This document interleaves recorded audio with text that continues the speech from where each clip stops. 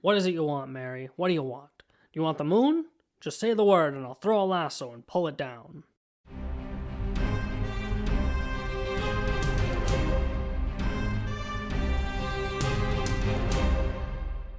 Hello, everyone. Welcome to episode number 67 of Movies Are Awesome, the show all about stolen identities. My name is Nathan Pottle, and thank you so much for joining me today. And today we are talking about the streaming event of the year. Last week, Disney released Hamilton, the Broadway production spectacular, on Disney+. And my wife and I, we sat down and we watched it. And now I'm going to sit here and talk about this Broadway play. And it's interesting. So it's a movie, but it's not, because it's filmed on stage and then it was put on the streaming service. But this is a pretty big thing. So I'm definitely wanting to talk about it, and I've been hearing about Hamilton for years. I think it first debuted in 2015, and now here we are in 2020 getting to actually see it, and that's pretty exciting. So let me just run down a couple of things about this first, is that this was shot in 2016 with the original cast, so Lin-Manuel Miranda, who's like the creator of it and stars as Alexander Hamilton, he is in this production, and all of the original cast, which I thought was really good to include that original cast for us to be able to see. And when I sat down to watch this, I wanted, there's a lot of hype around Hamilton, and it's so unique and it's groundbreaking and it's incredible, and everyone seems to be 100% on board.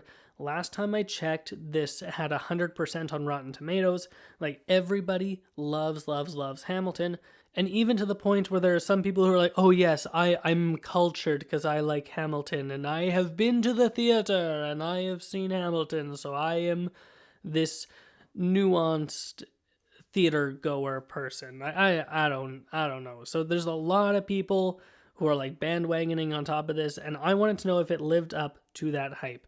So we're going to sit down and talk about how I felt about watching Hamilton. It's going to be spoilers throughout, so if you didn't pay attention in history class or something like that, you're going to be spoiled on some stuff here, even though in the play they say, like, oh, you won't hear this stuff in history class.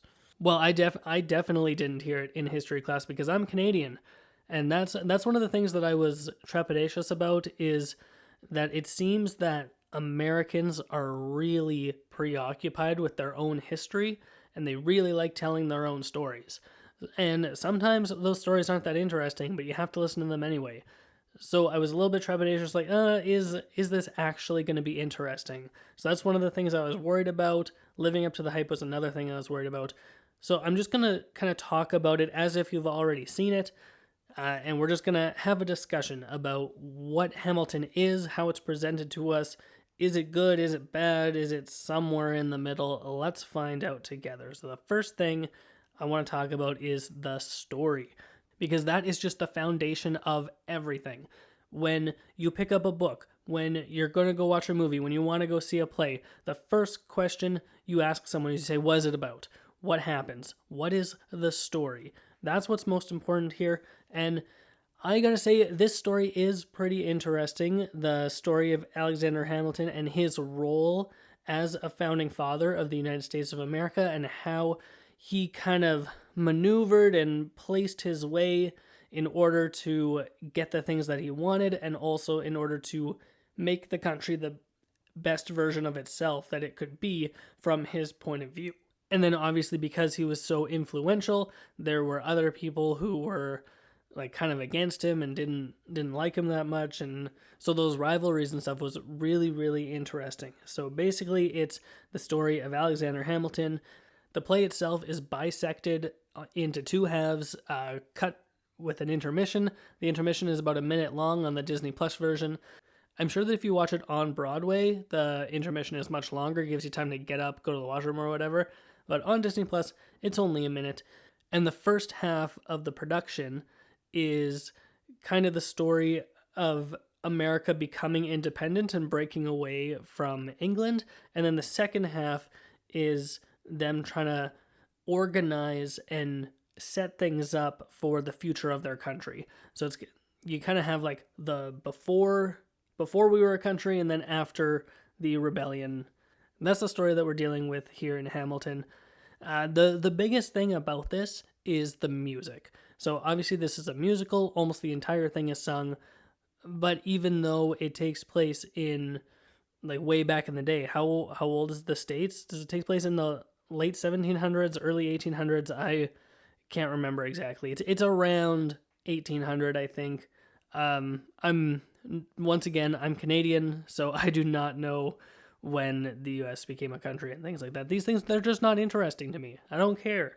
But anyway, even though this takes place back in the day, this is done with a very modern style of music. So like hip hop, rap, and R&B is the musical choice of all of these songs. And then that's really, I think, part of the reason why Hamilton is so popular is because we have this look at the past through a very modern set of eyes. And so looking at these different situations and different interactions through this hip hop style, and in some parts there are rap battles going on, it makes the experience really unique. And I think that that's why a lot of people gravitate towards this and why a lot of people really enjoy it a lot. And I don't blame them because I had a great time watching all of this. I do gotta say though, in some of the songs, they're rapid firing lyrics at you. And unless you've listened to these songs 100 times or like are really quick with some of these lyrics, you're gonna miss stuff. It just tons and tons of information are being thrown at you through these lightning fast lyrics. And so we got about 4 minutes into the show before my wife and I had to turn the subtitles on. Otherwise, we were gonna miss stuff. We were not gonna have the complete understanding of the entire story if we did not turn the subtitles on and just be able to absorb what it was they were saying, unless we wanted to watch it a second time and then be able to absorb it again. I will say though, the music is really enjoyable. I liked it a lot. I am pretty much open to all styles and kinds of music. I don't like country that much, but pretty much everything else I'm on board with. So having this music type in a musical, while very different, I found fresh and enjoyable. And my wife doesn't like rap as much, and so she was a little less receptive to it, but she still enjoyed it overall. I'm pretty sure she didn't say otherwise. She mostly feels that Hamilton maybe doesn't live up to the hype, that it's good but not great, and everyone else is saying like, oh, it's so great, it's the most amazing thing I've ever seen. That's how I feel towards The Greatest Showman, actually. A lot of people really, really love The Greatest Showman, and I think it's just all right. It's fine. There's nothing particularly special about that movie, but everyone loves The Greatest Showman for some reason. And I've had so many different conversations with people about this, and I will never understand why The Greatest Showman is held in such high esteem as it is. I imagine that's how it is for my wife in Hamilton, but I think it's pretty good. Circling back to the songs, though, I would have to say, for the songs, my favorite one is that there's a part in the first act where Hamilton is getting married and a woman is giving a toast. And I know I said I was going to just talk about spoilers whenever, but I'll just be a little bit vague about this. But the woman giving the toast is secretly in love with Hamilton, and it rewinds through to their first meeting, and the way that they use the stage and the way the music is demonstrated, it's wonderful. And the song is about how she is in love with Hamilton but can never have him because he's marrying someone else, and like how that kind of tears her apart inside, and she'll never be satisfied with life because she doesn't have him and he's not going to be satisfied with the person that he's with. And so the song is called Satisfied, and it is my favorite of the entire production. It's the most emotionally resonant for me anyways. For a lot of people, there are probably different songs that really stand out to them, but this song Satisfied I think is just incredible. The way that the stage production like puts the entire song together, the way it uses lights, and just everything about this song I think comes together beautifully. I liked it a lot, and I remember when we were sitting here watching it and that song finished for the first time, and I do not like to talk during movies. I don't have my phone on me. It's in a different room. I'm just sitting and I'm watching my movie. But I spoke up after that was done, and I looked at my mom, I was like, that was incredible, because just the emotion conveyed in the actress's performance while she's singing the song is just, oh my wow. It's fantastic. That's all I have to say. Another really great thing about the songs of this is every now and then King George shows up and he sings a little song about how the US is breaking apart and he doesn't understand why, because he thought that they had a really good thing going. And every time he shows up and he just sings a short little song, and he's the only one on stage at the time while he's doing his bits. So you really get to focus on just King George and his performance. And he's played by Jonathan Groff. And I think he was on the TV show Glee. I've never watched it, so I don't know if that's correct or not. But he plays Kristoff in Frozen and Frozen 2. So that's who he is. But in any case, he's really enjoyable in the role of King George, and he just shows up and his costume is ridiculous and his song and the lyrics are ridiculous and his little dance is very funny. It's like he is one of the highlights for sure of Hamilton. I think he has 3 or 4 times that he appears on stage, and it's just golden every single time. When he showed up the first time, I thought it was just like a one and done, and I was sad that I wasn't getting more, but then he kept popping up again and again, and I really, really appreciated that he was in this a lot. And going from King George, why don't I just talk about the cast as a whole? So I've got 4 cast members here that I want to talk about that I've written down. I did not write down the actors and actresses' names, so that's on me. I should have done it, but I didn't, so there's. But the guy who plays Burr, and I don't even remember the character's first name, but his last name is Burr, and the actor is also in the remake of Murder on the Orient Express, the Kenneth Branagh one, and he gives the best performance of the entire cast.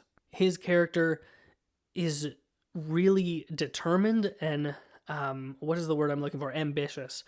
His character is very ambitious, and he wants to do what's best for his country, but he wants to do it his way, and at the same time, he has this immense jealousy for Alexander Hamilton, and he gets to sing a few songs about like just how he's feeling and how badly he wants this for himself and how badly like he's willing to do whatever it takes. There's a song that he sings called, oh, I can't remember what it's called or even really how it goes, but it's about how people who run the government, they go into a room and they do it, and then they come out and no one else is in the room. And the lyrics are very similar to that. It's like, but no one was in the room when, I can't remember. Oh my goodness! But it was a very good and very powerful. I loved that song a lot, and I'm really kicking myself here that I cannot remember what that song was called. I'll probably remember later. I don't know why, that whenever I'm sitting down in a recording and I want to talk about something specifically that just comes up off the top of my head, I cannot remember the exact I can't even think of the word now that I'm trying to think of. I'm all over the place today. It is ridiculous. But anyway, the guy who plays Burr gives the best performance. His character motivations and his character arc throughout the story. In the very opening song of the production, Burr has a line that tells you exactly what his character is going to do by the end of this, and you're just kind of waiting to see how it plays out and what goes on and what happens. And that's what the song is called. The room where it happens, the room where it happens, da da da da da da da da, the room where it happens. Oh my goodness. If I just talk long enough, I'll circle back and I'll remember things. But that's what the song is called. But no one's ever in the room where it happens.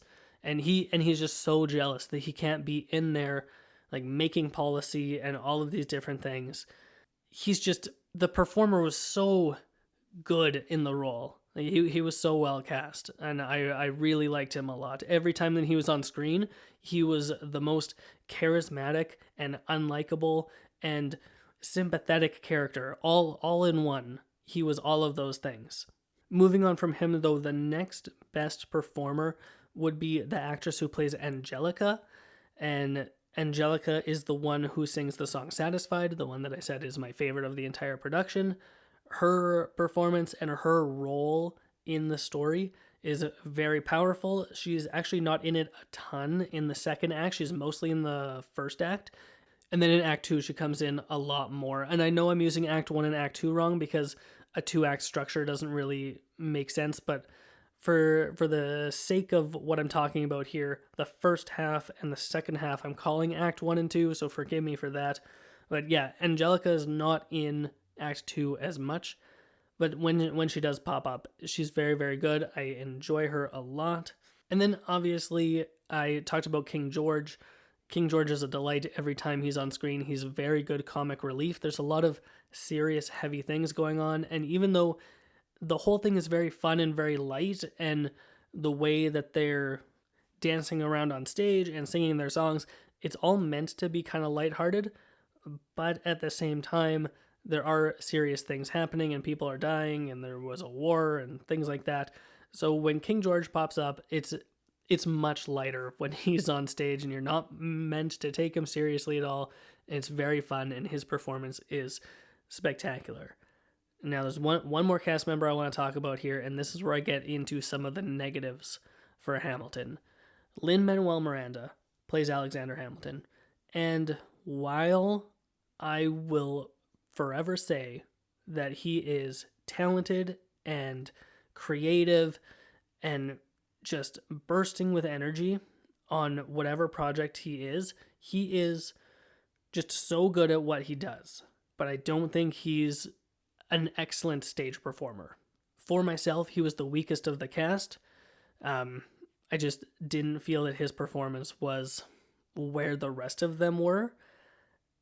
But at the same time, he made all of this. He wrote the songs and he came up with like telling the story this way. Like this is all his brainchild, and God bless him for it because it's wonderful and amazing and I really, really enjoyed it. But I don't think that he's the best Hamilton that there could have been. And I expressed this opinion with my younger sister a little earlier. I think it was yesterday we were talking about it, and she does not agree with me at all, not for a second. But that's just how I felt watching his performance. But like every project that he's worked on, he's really good. He wrote all of the songs for Moana, and Moana is fantastic. I love that movie, and he sings some of the songs in Moana too. And he's a good singer. He's talented in that respect, but I don't think he's an actor. And that's probably my biggest negative of the entire production, is that Lin-Manuel Miranda's performance is the weakest and he's the main character. Other than that, though, I don't have tons of other real weaknesses to talk about here. I want to talk about the production design. The stage is very, very simple. It is a simple set. They don't have a lot of like big moving parts. Like if you watch The Lion King, or every year in Edmonton here in my city, they do a production of A Christmas Carol at Christmas, and I like to go watch that. And that stage, it like moves and rotates, and there's like buildings that come in and out and really big set pieces. This does not have that. It's very simple. There's just, it looks almost as if you're in like a warehouse almost, with a set of stairs up top and the main stage below. But what they do have is that they have sections of the stage that rotate in like a big circle. So there's a big circular part of the stage that rotates, but it has rotating parts within it. So one person can be rotating clockwise, another one can be traveling counterclockwise, and they use that stage to the fullest advantage that they can. And I think that having that aspect of the stage completely negates the simplicity of everything else, because they use that in such an intricate fashion that it like mesmerizes and blows you away, especially during the song Satisfied that I talked about, when they stop during the wedding and they rewind time and like everything moves backwards and they're spinning around on this disc. It is so well executed. They use it to the best of its ability, and that's the end of my notes. That's everything that I think I'm pretty much done talking about Hamilton. I had a great time watching it. I learned a lot about some American history that I wasn't aware of. I had fun listening to some songs. I've re-listened to some songs since. a couple of years ago, I found that Weird Al Yankovic did a polka version of some of these songs, all in 1 5-minute glorious chunk. So if you watched Hamilton and you want to check out the Weird Al version of the song, go check it out because it really is a delight. That's pretty much going to be it here for today, though. So I'm going to start to wrap things up, and I'm going to ask you guys, have you seen Hamilton? Did you see it on Broadway? Did you watch it on Disney Plus? What do you think about Hamilton? Does it live up to the hype for you? For me, I think it does. Please let me know. You can reach out to me on social media. You can find me on Twitter at PottleNathan, and you can follow the show on Instagram at Movies Are Awesome Podcast. If you haven't done so, please feel free to subscribe to the show. You can do so on Apple Podcasts, Google Podcasts, Spotify, and a whole bunch of other places. Thank you so much for listening to today's episode. It really means a lot to me. I'm not talking about a movie today, talking about a stage play that was filmed, but it was still great anyway. So whether you're watching stage plays or not, always remember, if you have nothing else to do, go watch more movies.